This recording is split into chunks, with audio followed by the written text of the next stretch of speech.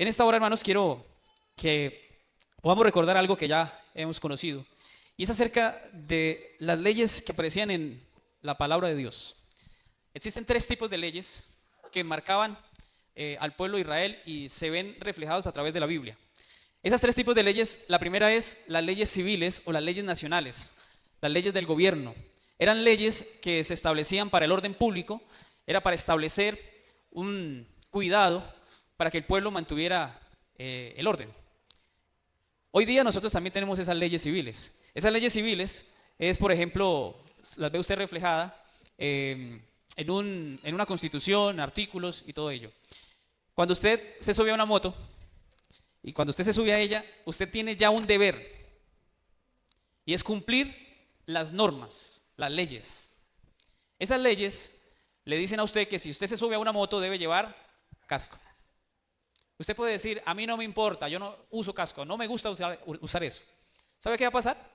Que si más adelante hay un retén, a usted le van a hacer algo que se llama una multa.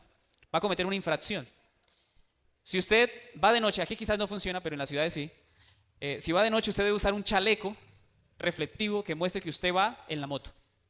Si usted usa una moto, tiene que tener un pase, debe tener un SOAT, tecnomecánica y una cantidad de requisitos por solo montarse una moto. Al montarse a un carro, igualmente. Pues no usa el casco, pero sí usa cinturón. Y todo esto, usted dirá, bueno, qué ganas de molestar, ¿cierto? Diría usted. Pero todo eso tiene un propósito: proteger su vida. Yo no sé si les conté, no sé si lo conté aquí.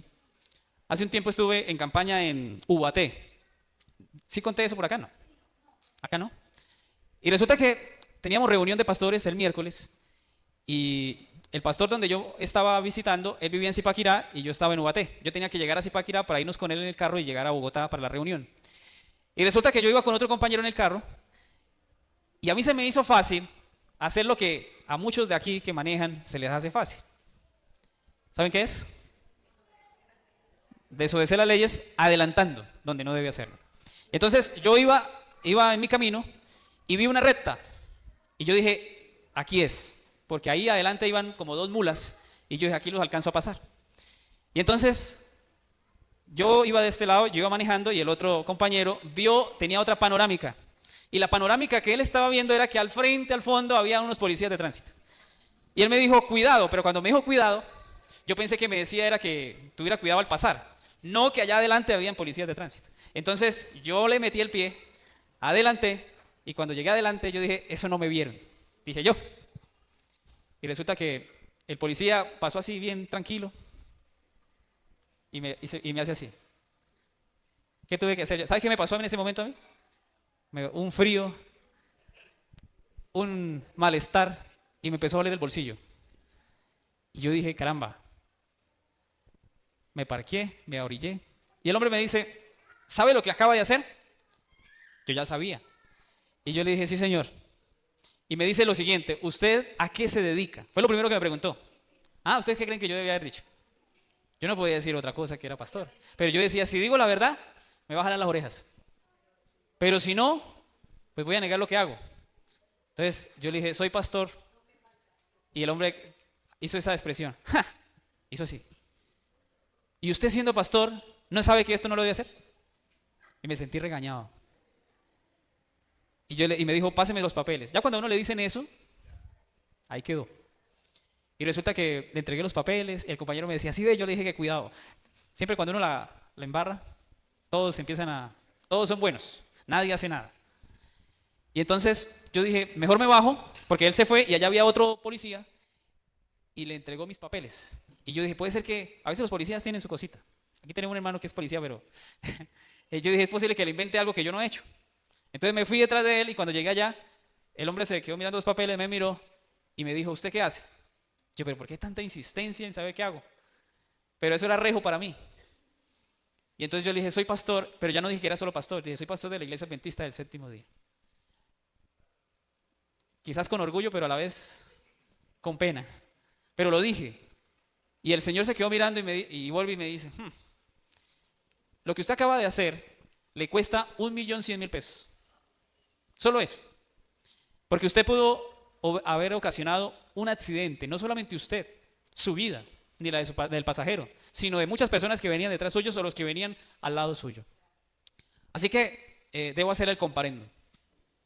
¿Y qué hace uno cuando lo van a castigar? ¿Qué hace? Suplica. Venga, señora gente. Yo la verdad, me preguntó cuántas veces le han hecho comparendos. Y yo le dije, nunca. Porque nunca me han pillado. No, mentiras. Le dije, no, nunca me han hecho. Y me dice, ok, pero esta va a ser la primera vez. Y entonces yo le dije, vea, señora gente, yo no lo vuelvo a hacer. Yo, la verdad es que desde donde vengo no he visto una línea donde uno pueda pasar, en ninguna, y venía detrás de esas dos mulas y vi la oportunidad y la verdad lo hice. Yo creo que cometí un error. Ahí sí uno empieza a hacerse el culpable, a reconocer. Y el hombre entonces se queda mirándome. Yo no sé qué vio, pero como casi que arrepintiéndose, me dice, váyase. Y no me hizo el comparendo. Yo, cuando iba en el carro, yo decía, ¿será que este hombre es adventista? ¿Será que tiene un jefe que es adventista? ¿O la mamá es adventista? Porque generalmente eso, o sea, ellos están allá parados con un propósito. No es que los vean pasar. No, ellos están allá parados porque van a hacer comparendos. Y yo dije, aquí fue. Aquí me gané yo el comparendo. Y Dios permitió que pudiese salir de allí librado. Pero, hermanos, existen normas y existen leyes. Y la Biblia habla de esas leyes civiles para un pueblo que necesita orden. Y la Biblia habla muchas veces de esas leyes civiles. El Señor Jesús, cuando habló con los discípulos y vinieron a cobrar los impuestos, el Señor Jesús le dijo a los discípulos, dad a César lo que es del César y a Dios lo que es de Dios.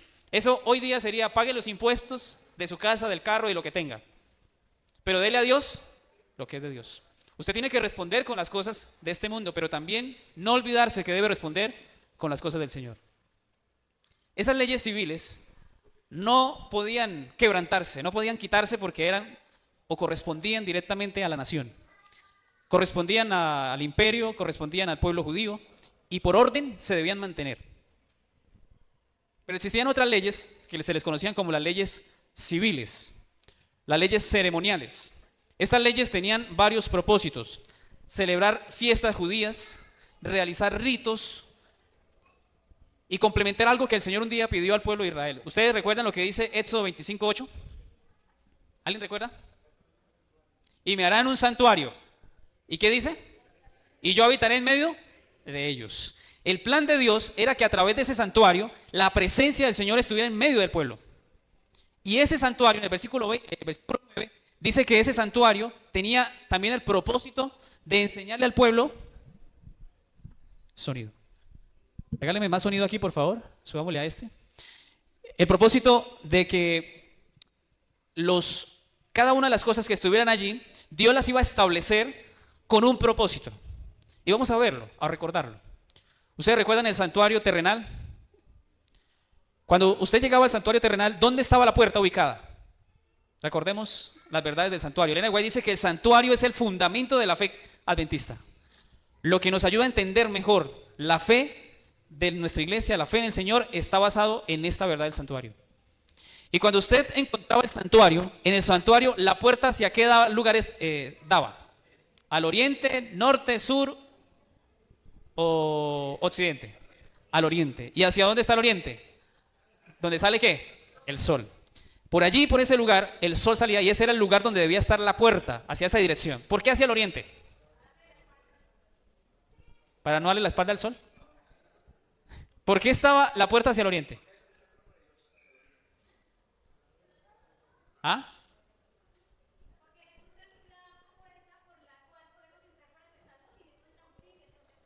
Ok, sí. El Señor es nuestro sol de justicia. Y el oriente siempre ha recordado al pueblo de Dios. ¿Sí? El oriente. Es un recordativo también. Y hacia esa dirección se recuerda también que quien ilumina, quien alumbra, quien dirige la iglesia, dirige todo, es el Señor. Quien da la luz, quien es el sol de justicia, es el Señor.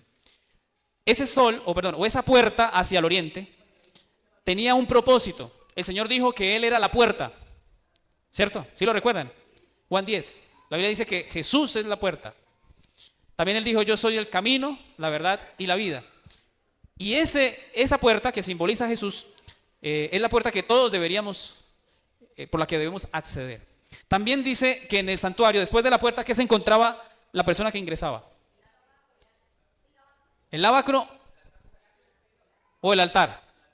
El altar. El altar de sacrificio era el lugar donde se ponía el sacrificio. Habían diferentes tipos de sacrificio.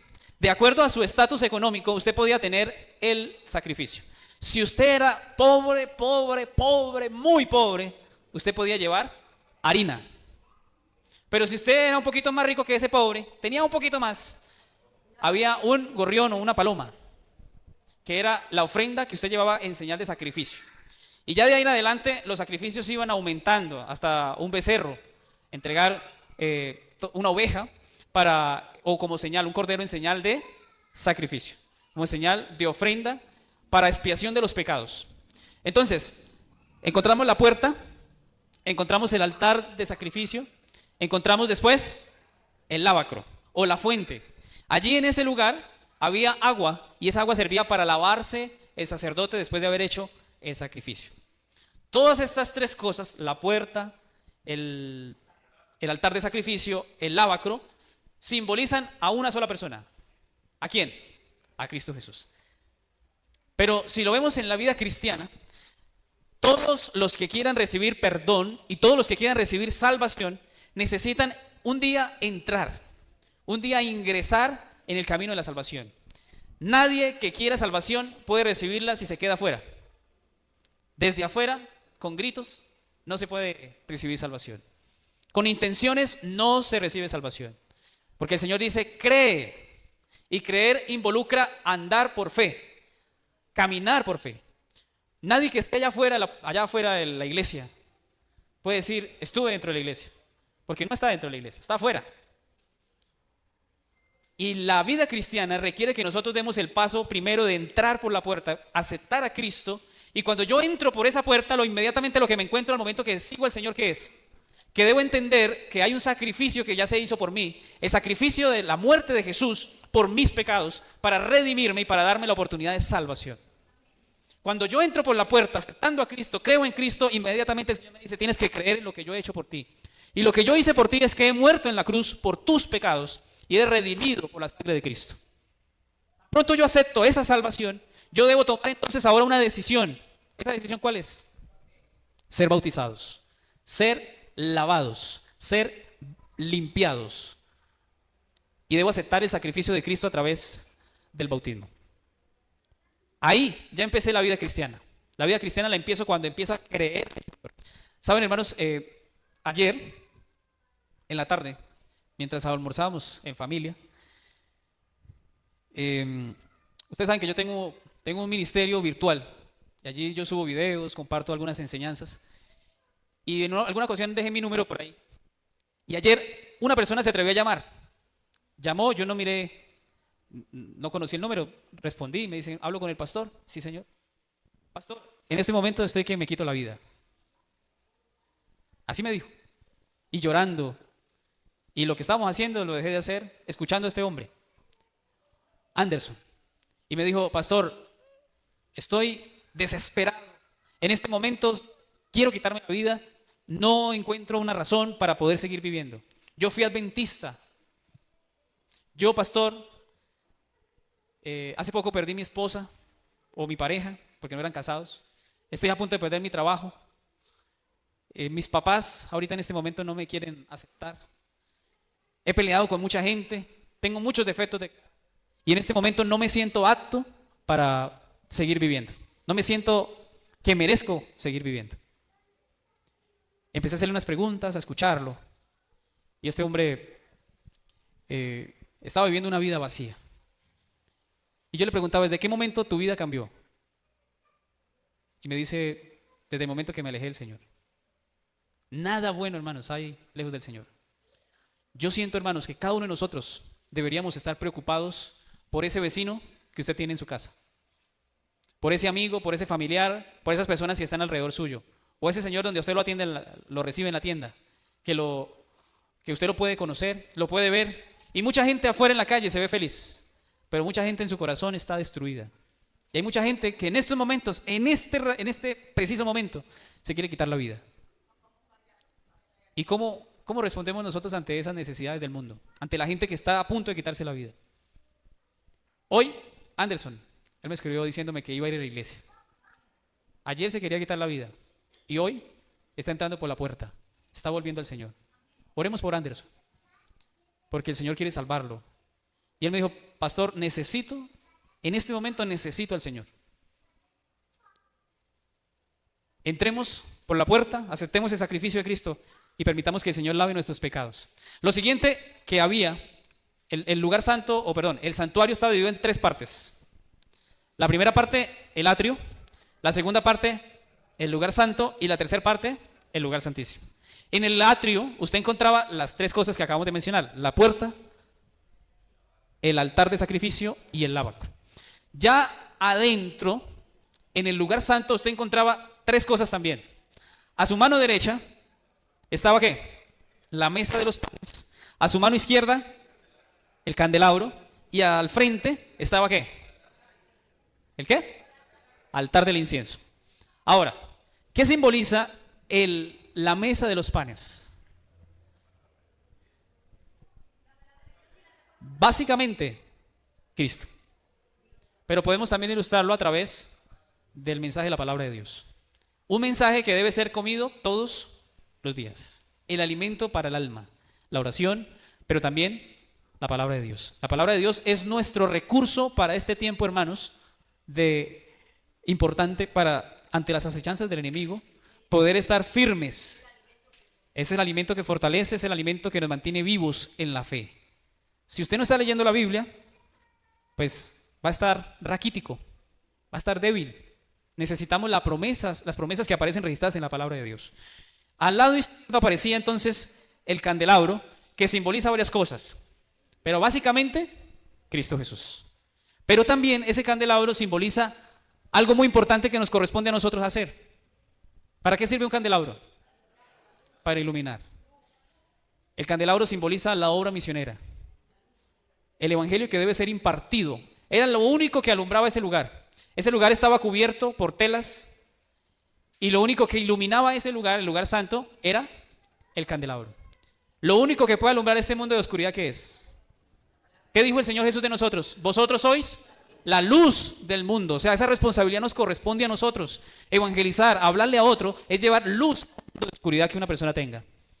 Por eso el Señor nos da en el lugar santo la oportunidad de conocer la gran verdad de que debemos ser luz en medio de la oscuridad. Una de las últimas palabras que pronunció el Señor fue: id y haced discípulos. Id y predicad el evangelio. Es nuestra responsabilidad. No es la responsabilidad de otro, es mi responsabilidad. Yo tengo que aprender a ser luz para las demás personas. Así que en ese lugar santo, usted entra y al entrar encuentra la mesa de los panes, el candelabro, que simbolizan a Cristo, que simboliza el candelabro al Espíritu Santo, pero también que simboliza el alimento diario que debe tener el cristiano en la mesa de los panes, pero también el testimonio que debemos dar a través del candelabro. Debemos ser luz en este tiempo. Y al frente encontraba usted el altar del incienso. ¿Para qué era el altar del incienso? Era el símbolo de la oración. 3 cosas que debe hacer el cristiano, ¿cuáles son? A mano derecha, estudiar la palabra de Dios, alimentarse todos los días. A mano izquierda, testificar, y al frente, orar. 3 cosas importantes en la vida del cristiano. Ahora, ¿por qué están en el lugar santo y no están afuera? Porque si están en el lugar santo es porque esas 3 cosas pueden a nosotros ayudarnos en un proceso importante en la vida del cristiano.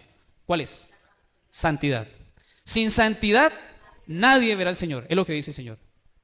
Por eso, como cristianos debemos entrar en el lugar santo. Al participar de la oración, usted se está santificando. El Señor lo está moldeando, lo está purificando, lo está ayudando en el proceso de la salvación. El Señor dice en Corintios, quiero leer esa cita. Vamos a leerla, 1 Corintios 1:31.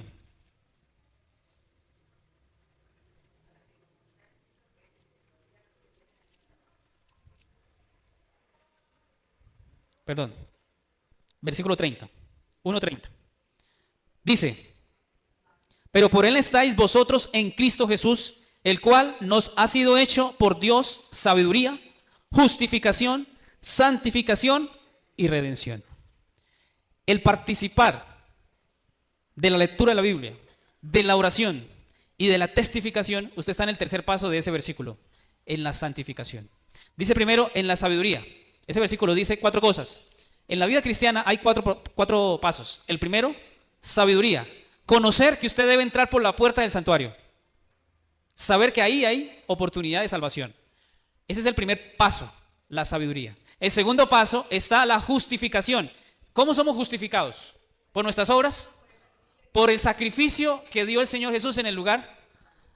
No, ¿dónde hace el Señor el sacrificio? En el altar de sacrificio. Ese altar de sacrificio, y a través del bautismo nosotros somos justificados, somos perdonados, somos limpiados. Y el Señor no nos mira como somos, sino que mira a Cristo ayudándonos, cambiándonos y transformándonos. El Señor nos reviste de su justicia y su justicia nos hace a nosotros aptos para el reino de los cielos. Y entonces viene el tercer paso. Yo no me puedo quedar con que yo conozco, que yo sé, que hay que hacer. No. O que el Señor es mi Salvador. Ahí no nos podemos quedar. Tenemos que seguir avanzando en la vida cristiana. Tenemos que entrar al lugar santísimo, al lugar santo. Y en el lugar santo dice la Biblia que es el proceso de la santificación. Y el proceso de la santificación será desde este momento en que usted acepta al Señor hasta el momento en que el Señor regrese en las nubes de los cielos. Por eso dice Mateo 24:13 que el que persevere hasta el fin. La vida cristiana requiere de santidad. Sin santidad nadie va a ver al Señor. Pero ese proceso requiere perseverancia, en donde usted estas 3 cosas, orar, testificar y alimentarse de la palabra de Dios, debe ser hasta que el Señor venga. El himno, dulce oración. La última estrofa, ¿recuerdan cómo dice? Y un día, ¿qué dice? Me despediré de ti, dulce oración. ¿Por qué nos vamos a despedir de la oración? Porque en el momento que el Señor ya llegue, venga por sus hijos, por su pueblo, en ese momento la oración ya no tiene una funcionalidad. Porque ahora nos vamos a comunicar directamente con el Señor. ¿Amén? ¿No desean eso, hermanos? ¿Qué privilegio será buscar y hablar con el Señor cara a cara? Pero mientras estemos en esta tierra, nos toca orar, nos toca leer la Biblia, nos toca estudiar y testificar y predicar a los demás. Es una razón ser del cristiano. Debemos hacerlo. Es una necesidad. Así como alimentarnos es una necesidad, leer la Biblia es una necesidad y debe ser suplida cada día. Hermanos, pero noten algo interesante de esto que se ve en el santuario.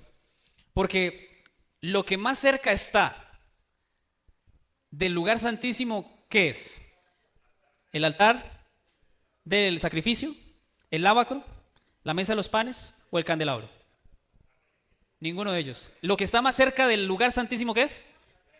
El altar del incienso. Y el altar del incienso simboliza las oraciones. Es decir, que cuando usted se arrodilla a orar al Señor, usted se está poniendo en el lugar más cercano. Por eso hablamos del trono de la gracia. Porque cuando usted ora, se acerca a Dios directamente con Él. Usted le habla a Él, conversa con Él.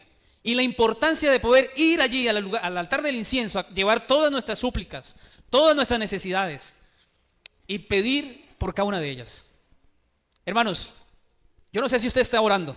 No sé si usted está dedicando tiempo a la oración, pero creo firmemente que si no oramos, no vamos a vencer. Hace unos días compartía con los hermanos que nos estamos reuniendo a las 4:30 o a las 4, una cita que dice lo siguiente. Y a mí eso me da tristeza, sinceramente se los digo, a mí me da tristeza, porque no quisiera que pasara, pero yo no puedo ir en contra de algo que ya está profetizado, de algo que ya está establecido. Pero Ellen White dice que la iglesia, no toda la iglesia, va a recibir el Espíritu Santo. No toda la iglesia va a orar. No toda la iglesia va a ser salva. Y eso a mí me duele. La verdad se los digo, me duele.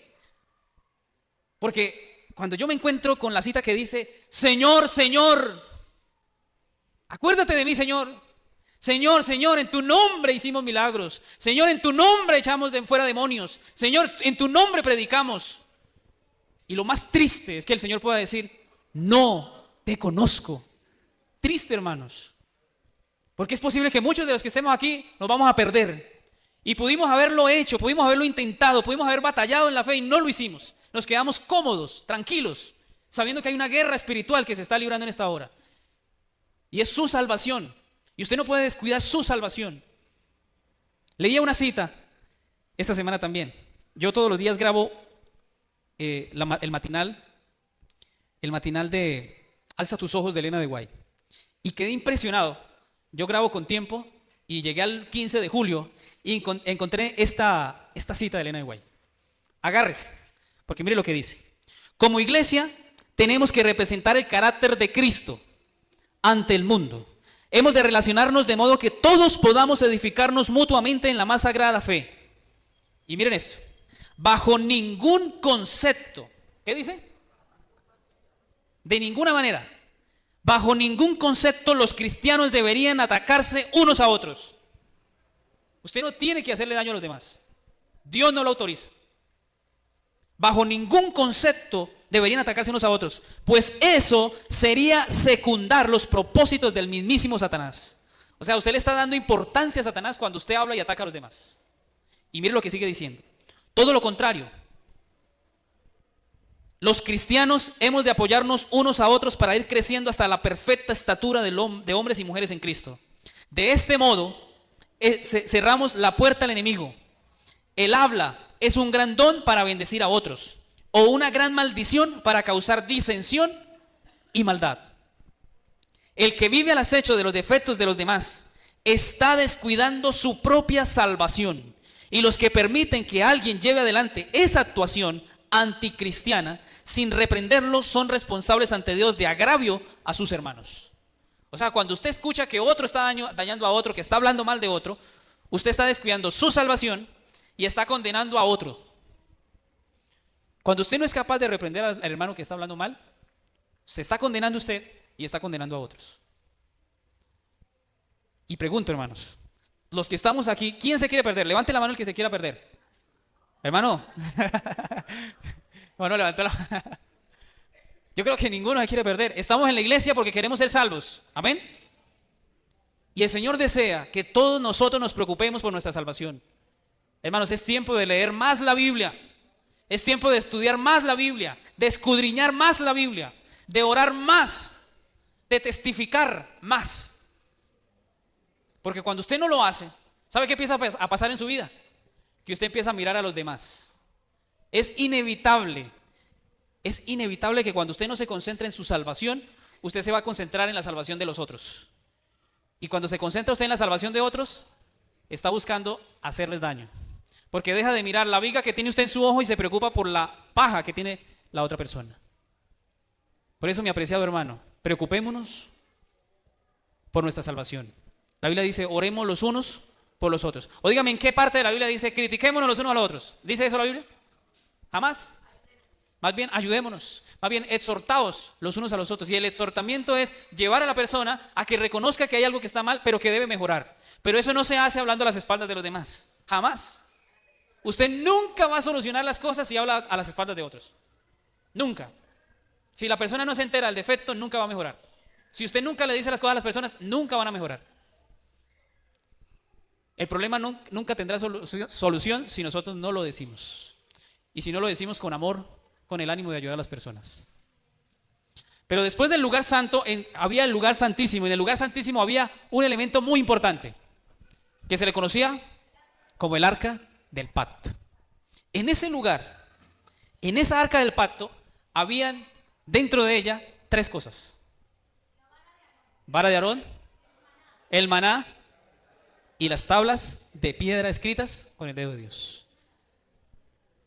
Cada una de ellas simboliza algo. El maná simboliza, sí, reforma pro salud, pero también en modo general se da hay un énfasis. Es la provisión de Dios para su pueblo. Provisión. Los mandamientos, autoridad. La autoridad de Dios. Sus leyes, sus normas. Y miren dónde están los mandamientos. Porque los mandamientos no están en la entrada. No están en el lugar, en el altar del sacrificio. No están en el lavacro. No están en el lugar santo. Están dentro del arca del pacto, donde la presencia de Dios venía a reflejarse, donde Dios venía a manifestarse. Miren la importancia de la ley de Dios. Hermanos, estos 10 mandamientos están dentro del arca del pacto, están en el lugar santísimo. ¿Saben por qué están en el lugar santísimo? Porque los mandamientos o la ley de Dios reflejan orden y el carácter de nuestro Dios. como un Dios santo, soberano y con suprema majestad. Por eso el Señor los pone allí. Y cuando usted se preocupa por obedecerlos, usted está entrando en un terreno especial. Se está poniendo en un lugar muy especial. Y es en la presencia misma del Dios Santísimo. Por eso, hermanos, esforcémonos por obedecer al Señor. Por hacer las cosas bien. Porque Dios se manifiesta en aquellos que son obedientes. Quiero leer unas citas de la palabra de Dios. El Señor dice en Mateo 5. ¿Recuerdan lo que el Señor dijo acerca de la ley? No penséis que he venido para abrogar la ley, sino para hacerla cumplir. Porque de cierto os digo que hasta que pasen el cielo y la tierra, ni una jota, ni una tilde pasará de la ley, hasta que todo se haya cumplido.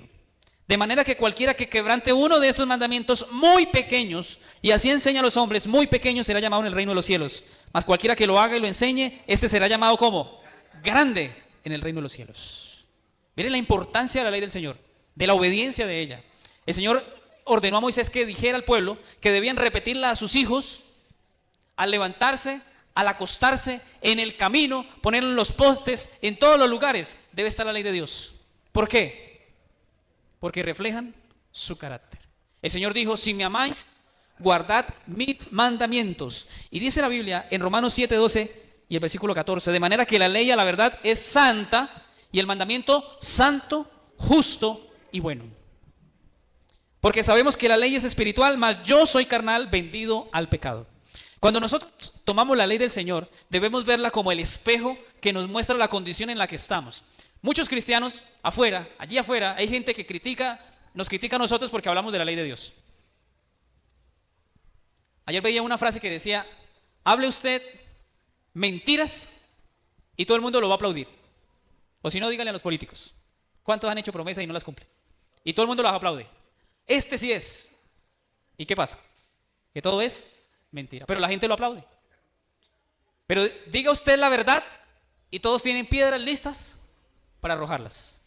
Lo más irónico, hermanos, es que este libro, la palabra de Dios, las Sagradas Escrituras, es leída por los cristianos. Y cuando alguien dice algo que está en las Sagradas Escrituras, le arrojan piedras. Hace un tiempo hice un video de la ley de Dios. Y hermanos, no he recibido tanto palo como ese video. Palo y piedras y todo lo que tienen me lo tiran. Porque hablo de la ley de Dios, de la vigencia de la palabra de Dios y de la ley de Dios. No la aceptan. Es irónico que los cristianos leen la Biblia y en la Biblia aparece esto y cuestionan, critican y nos acribillan por la verdad. Entonces la ley de Dios tiene una función, no nos salva. La ley de Dios no nos salva. ¿Qué es lo que nos salva a nosotros? La gracia maravillosa, excelsa y preciosa de Cristo Jesús. Pero la ley de Dios ha sido puesta como el espejo donde el cristiano se pone al frente y cuando se mira, se compara con la ley de Dios, tiene que darse cuenta que al frente de ella hay pecado. En mí hay maldad, en mí hay manchas, hay cosas que deben ser cambiadas. Y la ley, dice Gálatas, que la ley tiene un propósito, demostrar mi condición, pero llevarme hacia quien me puede ayudar, conducirme a Cristo como el único que me puede salvar. Es decir, la ley me muestra mi condición, pero no me deja como estoy, porque inmediatamente me dice, hay un sacrificio dado en la cruz. Y ese sacrificio me redime, me salva y me limpia. Y al verme al espejo, yo puedo limpiarme por ese sacrificio que fue hecho. Por eso la importancia de esta ley, hermanos. De esta manera, existieron 3 leyes: las leyes civiles, las leyes ceremoniales, vistas en fiestas judías, vistas también en ritos, en la circuncisión, en la Pascua, en leyes establecidas para el pueblo de Israel como propias de ellos. Pero también están establecidos los 10 mandamientos y la Biblia habla de los 10 mandamientos que no pueden ser cambiados. Apocalipsis 22:14, el último capítulo de la Biblia, dice lo siguiente. Búsquelo, busque su Biblia, Apocalipsis 22:14. Y vamos a leerlo, porque es uno de los textos ya finales. Dice, bienaventurados los que lavan sus ropas para tener derecho al árbol de la vida y para entrar por las puertas en la ciudad. Bienaventurados, ¿quiénes? Los que lavan sus ropas, los que van a Cristo, los que encuentran en Cristo como su sustituto, como su Salvador. Y todos aquellos que lavan sus ropas con el Cordero, dicen, recibirán o tendrán el derecho a comer del árbol de la vida. Tendremos la salvación dada por el Señor. Así que, hermanos, esforcémonos en esta salvación que el Señor nos ha dado. Este evangelio que hemos conocido, hermanos, es el mensaje que el Señor quiere para su iglesia, que se aprenda, que se interiorice, que se viva, pero también que se practique y se predique. Al cielo no vamos a llegar con solo de intenciones, como que yo quise, yo sabía. Al cielo vamos a llegar cuando decididamente tomamos decisiones para obedecer al Señor, cuando realmente entregamos todo al Señor. Que Dios nos bendiga, hermanos. Que Dios nos ayude en este proceso de santidad para llegar al último paso que decía 1 Corintios 1:30. ¿Cuál era? La redención. Hay otras versiones que dicen glorificación. Y eso significa que un día el Señor volverá a sus hijos, a todos aquellos que creyeron y fueron salvos, volverá al plan original que Él tenía. Y era llevarnos y estar con Él por siempre en la eternidad. Glorificar a sus hijos, cambiarnos. ¿Cuántos quieren caminar con el Señor? ¿Cuántos quieren obedecer a sus mandatos y un día estar con Él para siempre? Vamos a orar, hermanos, vamos a arrodillarnos y vamos a pedir la bendición del Señor. Oremos. Querido y amante Padre, Señor, en esta hora nos ha recordado la importancia de la obediencia a tus mandatos. Esta ley que ha sido dada, Señor, para enseñarnos justicia. Esta ley que ha sido dada, Señor, para mostrarnos que tú eres un Dios de verdad, que eres un Dios de orden. Pero también, Señor, nos has invitado a que al amarte a ti, Señor, podamos obedecer a tus mandamientos. Pedimos, Señor, que nuestra experiencia no vaya a ser como la del joven rico. Posiblemente, Señor, pensemos que si hacemos las cosas y las hacemos sin la motivación y sin el deseo, Señor, de agradarte a ti, podemos pensar equivocadamente, Señor, que vamos a ser salvos. Sabemos que nuestras obras no nos salvarán. Pero tú, Señor, nos has enseñado en obediencia a participar de ese ejemplo que nos has dado para que todos podamos andar y transitar en este proceso de la santidad. Queremos, Señor, dejar el pecado, arrepentirnos de lo que nos aleja de ti, apartarnos de la maldad, del pecado, de los malos hábitos y en esta hora, Señor, pertenecer a Cristo Jesús. Queremos andar, Señor, en tus caminos. Ayúdanos. Si hay algo que nos está amarrando, Señor, a este mundo, nos está atando al pecado, libéranos. Si hay alguna situación emocional, da libertad. Si hay alguna situación económica, por favor, Señor, ayuda. Permítenos enfocarnos en Cristo, buscar a Cristo y que seas, Señor, tú nuestra primera prioridad en nuestra vida. Al andar con Jesús, Señor, queremos ver tu poder obrando en nuestra vida. Y también ayúdanos a dar testimonio a los demás de que andar contigo es la mejor experiencia que podemos tener en este mundo. Guárdanos, Señor, del mal. Bendice a esta iglesia, bendice a cada hermano. Suple, Señor, necesidades. Y en esta hora, Señor, pedimos tu Santo Espíritu. Danos esa porción del Santo Espíritu para seguir avanzando en la vida cristiana y para que cuando tú regreses podamos estar registrados en el libro de la vida y poder, Señor, ser llamados para vida eterna. Guárdanos del mal, bendícenos en esta hora y danos tu bendición. La pedimos en el nombre de Jesús. Amén.